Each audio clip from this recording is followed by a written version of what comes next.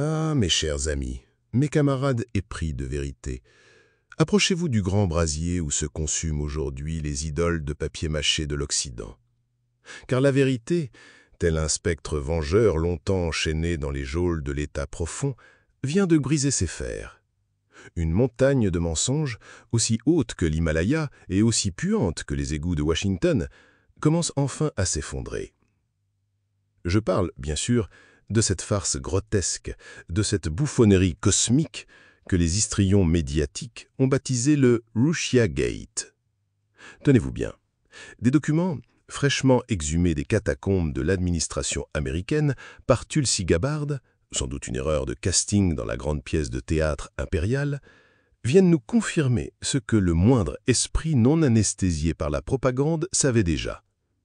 Toute l'affaire de l'ingérence russe de 2016 n'était qu'un simulacre, un montage aussi grossier que les armes de destruction massive de l'Irak, autre chef-d'œuvre de la mythomanie occidentale. Imaginez la scène. Nous sommes en 2016. La cabale d'Obama, ce prix Nobel de la paix par drone, sent le vent tourner. Leur pouliche, la sorcière de Benghazi, Hillary Clinton, risque de perdre son trône promis. Que faire ? Panique dans les officines de l'ordure, office de renseignement et de désinformation pour l'unification des régimes de l'Empire. Un brainstorming s'impose. Et là, un génie du mal, probablement nourri aux amphétamines et au mépris du genre humain, a une idée. Et si on accusait les Russes ? C'est un classique, ça marche toujours. Les documents déclassifiés sont d'une clarté lunaire, et leur lecture provoque un rire sardonique.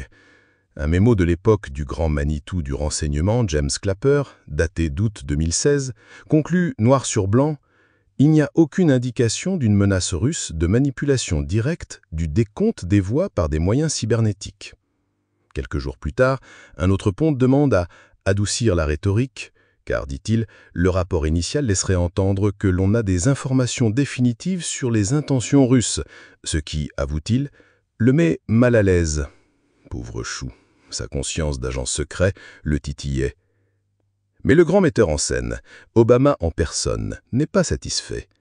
Le 9 décembre 2016, lors d'une réunion au sommet avec toute sa clique de va-t-en-guerre, Brennan, Comey, Rice, Kerry, Nuland, le gratin de la perfidie, il ordonne, contre toute évidence, de créer un nouveau rapport qui, cette fois, détaillera bien l'ingérence russe.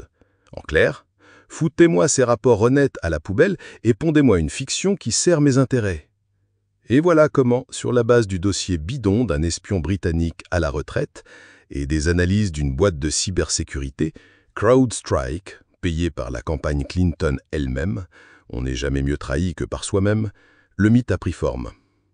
D'ailleurs, le patron de CrowdStrike avouera plus tard au Congrès n'avoir aucune preuve concrète. Détail insignifiant pour nos journalistes d'investigation. Cette opération avait un double objectif, d'une simplicité diabolique. D'abord, délégitimer la victoire de l'orang-outan peroxydé, Trump, et polariser encore plus le bétail électoral américain dans un spectacle stérile. Ensuite, et surtout, raviver la flamme de la guerre froide. Créer une hystérie anti-russe pour justifier le déversement de milliards dans le trou noir ukrainien, transformant ce pays en bélier contre la Russie. Une stratégie vieille comme le monde, mais toujours aussi efficace sur des esprits formatés. Et pendant que le sénateur Mark Warner, un autre parangon de vertu démocrate, s'époumonne aujourd'hui en accusant Gabbard de réécrire l'histoire et d'amplifier des théories du complot, il oublie de mentionner que le rapport de sa propre commission diffamait Julian Assange, cet homme qui a sacrifié sa liberté pour nous avoir révélé la vérité. Assange lui-même l'avait dit, le gouvernement russe n'est pas la source. Mais qui écoute à martyr quand les marchands de canons ont des contrats à signer? Mais, mes chers camarades, cette saga n'est que la cime purulente de l'iceberg. Pour comprendre la genèse de ce mal, il faut remonter au patient zéro de cette nouvelle guerre froide. Il faut exhumer le cas d'un escroc de génie, d'un rapace de la finance nommé William Browder. Ce nom ne vous dit peut-être rien, mais c'est le grand architecte des premières sanctions modernes contre la Russie, la fameuse loi Magnitsky. L'histoire officielle, celle qu'il a vendue à des politiciens occidentaux cupides et crédules, est un conte de fées. Sergueï Magnitsky, son avocat, aurait découvert une fraude fiscale massive du gouvernement russe et aurait été torturé à mort en prison pour avoir été un lanceur d'alerte. La vérité, révélée par la courageuse journaliste Lucie Comissar, est bien plus sordide. Browder est un flibustier qui a fait fortune en pillant les actifs de la Russie post-soviétique. Magnitsky n'était pas un avocat, mais son comptable, un expert en évasion fiscale qui, une fois arrêté, collaborait avec les autorités russes pour dénoncer les propres fraudes de Browder. Il n'a pas été battu à mort, mais est décédé de suite de négligence médicale, un drame hélas banal dans les prisons russes comme américaines. Browder, ce disciple du légendaire espion Robert Maxwell, a transformé la mort de son employé en une opportunité en or. Se posant en victime, il a utilisé ses millions pour acheter des lobbyistes et des sénateurs comme Ben Cardin et John McCain, et a réussi à faire de son histoire personnelle une loi internationale, déclenchant une vague de sanctions et cimentant son image de saint laïque, une escroquerie intellectuelle et politique monumentale. Du mensonge de Browder au simulacre du Russiagate, en passant par les fausses histoires d'empoisonnement de Skripal et Navalny, tout se tient. C'est la même méthode, la même fabrique du consentement. Une russophobie atavique, entretenue par des charlatans et des politiciens corrompus, pour justifier un agenda impérialiste qui ne sert que les intérêts d'une minuscule oligarchie.